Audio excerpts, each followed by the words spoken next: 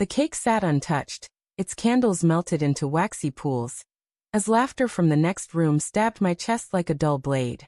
My 20th birthday, and the apartment buzzed with friends, their voices a chaotic hum against the clink of glasses. But it was her absence, Lila's, that gnawed at me. She'd slipped out 30 minutes ago, her phone clutched tight, whispering, "Just a quick call, Ben, I'll be back." I'd smiled, nodded, ignored the twist in my gut. Now, standing in the dim kitchen, the glow of fairy lights mocking my unease, I heard it. Her laugh, bright and unguarded, drifting from the balcony. Not alone. With him. Ethan. My best friend since college. The air thickened, my pulse a drumbeat in my throat. Something was wrong. Terribly wrong. I gripped the counter, the cold marble biting my palms. The party's noise felt distant, like a radio tuned to static. Lila's laugh came again, sharp and intimate, followed by Ethan's low murmur. My mind scrambled for excuses.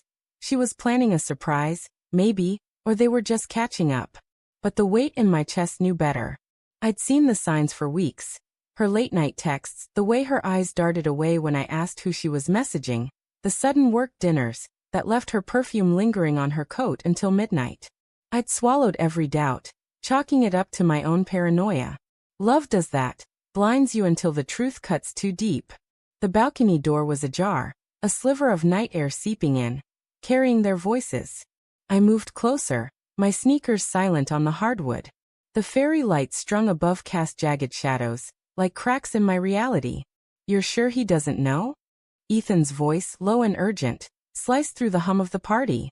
My breath caught, a fist squeezing my lungs. Lila's reply was softer, almost tender. "He trusts me. Us. It's fine." The words landed like shrapnel, each one tearing through the fragile trust I'd built over 3 years. I froze, my hand hovering over the door handle, torn between storming out and retreating to the safety of denial.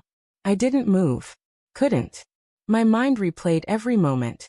Her hand brushing Ethan's at the bar last month, the way she'd laughed too long at his jokes, the group hangout texts that never included me.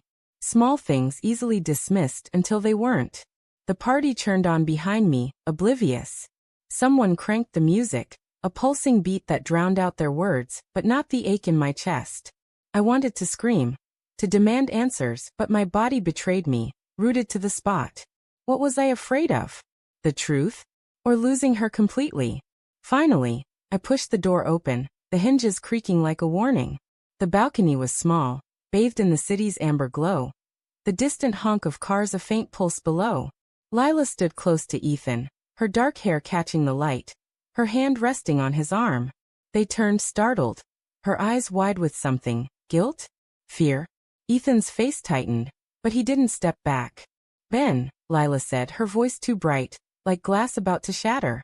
"You're missing your own party." "Am I?" My voice was steady, but inside I was unraveling. What's going on out here? The question hung heavy, a challenge I couldn't take back.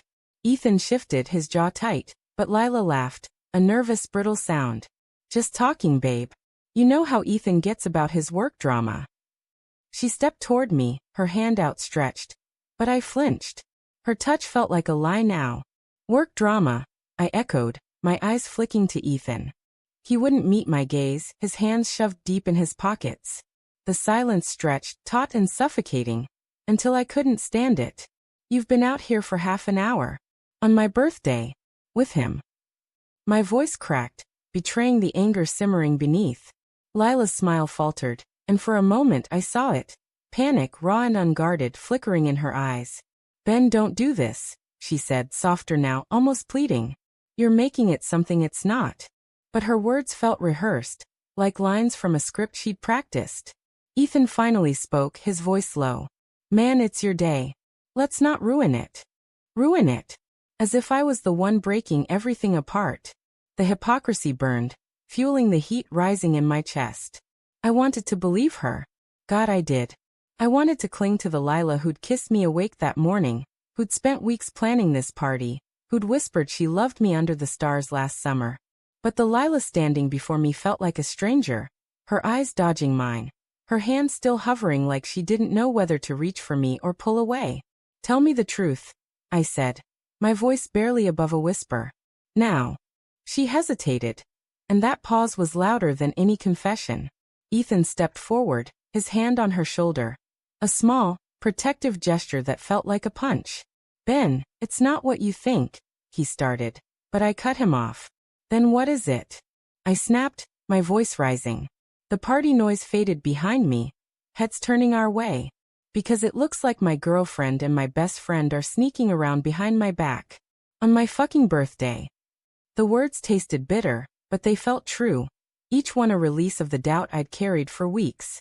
Lila's eyes filled with tears, but they didn't fall.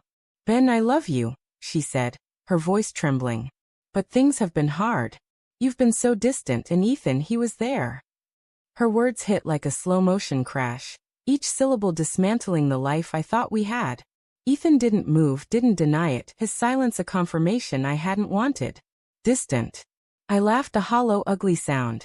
I've been planning our future, Lila. Saving for a ring. And you. My voice broke, the weight of her betrayal crushing me. You chose him. The party had gone quiet now, the air thick with awkward stares. I didn't care. All I saw was her, and the man I'd called my brother, standing too close, their secrets exposed under the city lights. I turned to leave, my chest tight, my vision blurring. Lila called after me, her voice desperate, but I didn't stop. The apartment felt suffocating. The fairy lights now a cruel reminder of a happiness that wasn't mine. I grabbed my coat and walked out, the door slamming behind me. The night air hit my face, sharp and cold, but it couldn't numb the ache. I wandered the city streets, the neon signs blurring through unshed tears. My phone buzzed, Lila's name flashing, but I ignored it. Instead, I replayed every moment, every red flag I'd ignored. The truth was I'd known. Deep down I'd felt it. But love makes you stupid, makes you hope against reason. Hours later, my phone buzzed again. Not Lila. Ethan. A single text. Check your email. I'm sorry. My stomach twisted as I opened it, finding a forwarded message. A thread between him and Lila, dated weeks ago. Plans to meet. Confessions of feelings. A photo of them, too close, in a bar I didn't recognize. But it was the last line that stopped me cold, from Lila to Ethan, sent just hours ago. He's gone. It's just us now. I stared at the screen, the words searing into me. She hadn't just betrayed me, she'd chosen him fully, the moment I walked away. But then, a second email loaded, one Ethan had sent directly to me. I ended it tonight. I couldn't do it to you. She's not who you think, Ben. Neither am I, forgive me. The city pulsed around me, indifferent. Lila had chosen him, but Ethan had chosen me. The betrayal was complete, yet fractured in ways I couldn't process. I stood there, under the weight of a shattered trust, knowing nothing would ever be the same.